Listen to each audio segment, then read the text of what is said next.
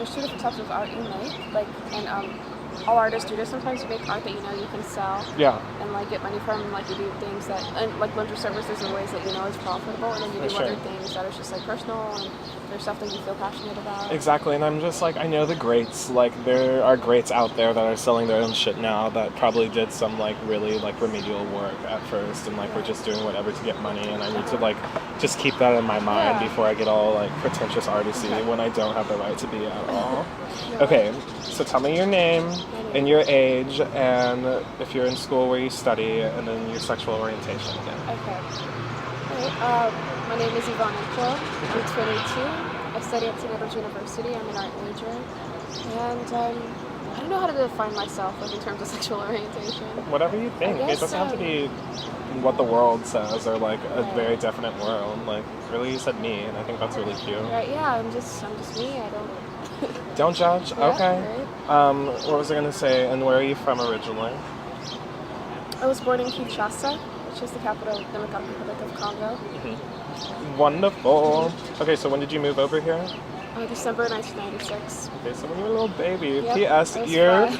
Facebook profile picture right now is destroying my life. It is the cutest thing in the world. Like, I go and look at it every single day, and I wrote so many Aw. comments and just erased them because none of them seem like good enough. But yeah, it's just so fucking cute. Okay, so tell me about the installation that you just put up for school. The installation I just did, it was for our senior art show. And I did this piece where it was like a case that I made, and it was filled with bees in there. And the bees were running around like the poop, the fake poop made out of paper mache. And it was all based on role reversal, so I had bees acting as flies. Nice. Okay, and what's it called again? There's two parts to it. There's one that's called carcass, and another one that's called excrement. For carcass, it's this fake carcass that I made, and I put a dead honeycomb inside and a live one inside of the carcass. And then A human carcass? no, I made it out of plaster. And No, I like, mean, but is it like a human's carcass or no, like no, an it's animal? like an animal carcass. Like Okay. definitely looks like roadkill. Okay, Yeah. perfect. Very nice. And then the other one is the one with the poop. Okay, and what was that quote that you were telling me about that like made you start thinking about it? Oh right. It all began with the whole saying, "You catch more flies with honey." And whenever I was learning English, like that's just one idiom I just never understood. I was like, why would you want flies to begin with? Like, For anyone else. Okay, Yeah. what was I asking you? Sorry. let's see. We were at, we talked about, Siblings, kind of. and then, okay, medium. You were like working in plaster, yeah. plaster. Okay, why plaster? It's just, I don't know, like, I feel like you hardly ever get these moments where you're discovering like a medium, like for the first time, and I feel like I just really have been manipulating plaster so much now that I'm really beginning to understand it and appreciate it and like, Yeah. all the shapes you can make, and I like the idea of like replication, Yeah. so like making molds and casts of things. That's so awesome. So it's become my new favorite thing to use. Okay, so in what way does like your different mediums and things allow you to express yourself, and if it like, oh, and along with that question, like how does your individuality show through your artwork, or what are you trying to portray through that? I guess. Right. I think what I'm trying I'm gonna give to you 8 questions Right, at that's- once. I guess I'm really trying to portray like my identity. Like I feel like all the art that you create is just like so self-involved in a way. And even though it's not directly like about me, like I'm not trying to pictures of myself. Like it's just like representative of my own experience, especially my experience as a woman, my experience as like a minority, my experience as like a foreigner, and just like I feel like if I were to find a main theme, like it would just be the constant feeling of alienation, where it's like I don't know. When I came to America, I felt alienated because I wasn't American. Like I was a foreigner, and even amongst people who were who looked like me, like they were still weren't.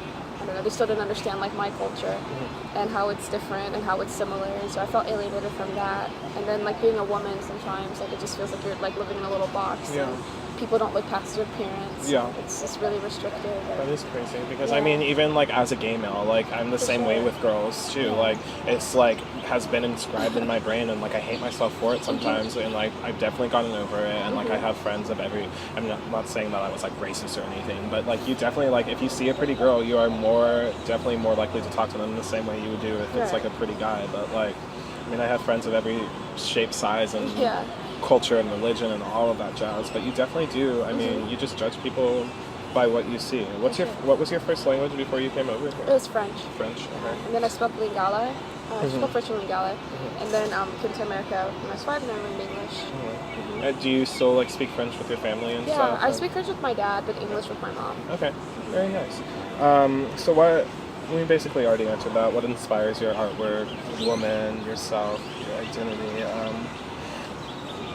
Okay, and then again, do you feel like your art defies heteronormative ideas?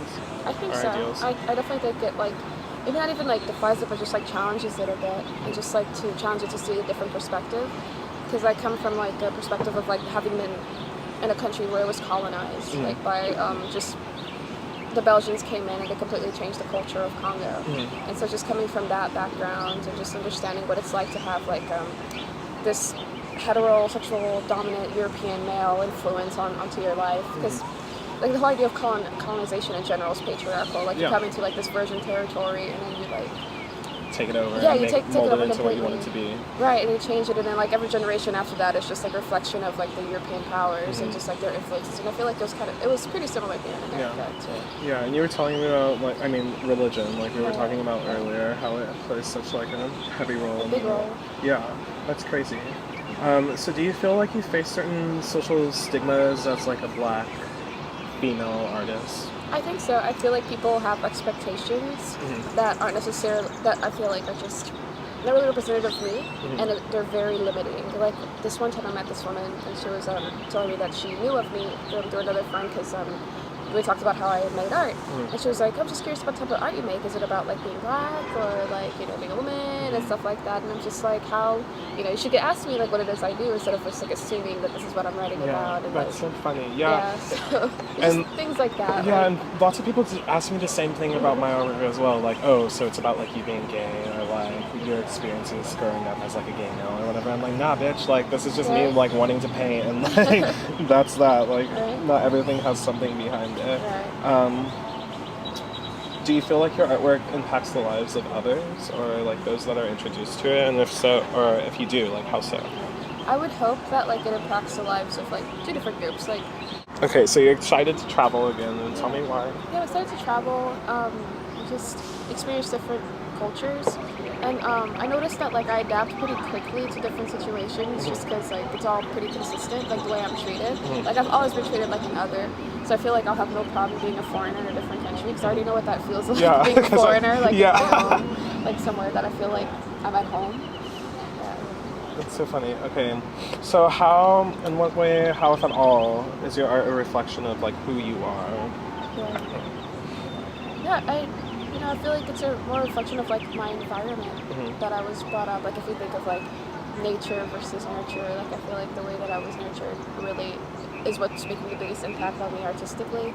Like all the things that I was led to believe being a woman, like growing up, and I feel like right now I'm going through this phase where I'm just deconstructing everything that I've learned, and I'm just trying to process it artistically. So right now I'm working on what I learned about what my gender means, and how much of an impact it makes on me. Like I was talking to my friend and I was explaining to her how there's some people who are very aware of their race and like what it means socially, but I feel like I'm